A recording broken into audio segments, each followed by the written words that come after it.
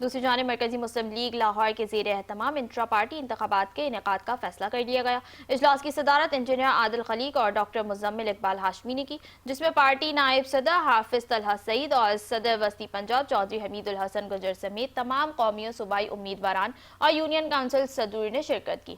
اجلاس میں فیصلہ کیا گیا کہ پہلی 50 یونین کونسلز میں مرحلہ وار انتخابات کرائے جائیں گے۔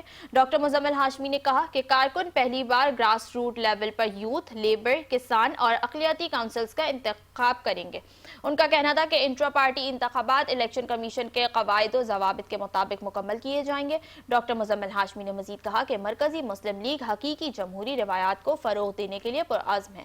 انہوں نے بتایا کہ لاہور میں بلدیاتی انتخابات کے لیے دیانتدار اور قابل امیدواروں کی تیاری شروع کر دی گئی ہے۔ چودھری حمید الحسن گجر نے کہا کہ ہم اقتدار نہیں بلکہ خدمت کی سیاست پر یقین رکھتے ہیں۔ قائدین نے اس عزم کا اظہار کیا کہ عوام کو نعرے نہیں نتائج چاہیے، ہم عمل سے مثال قائم کریں گے۔ انہوں نے مزید کہا کہ اقتدار جماعتوں کی جاگیر نہیں بلکہ عوام کی امانت ہے، سیاست کو شفاف بنائیں۔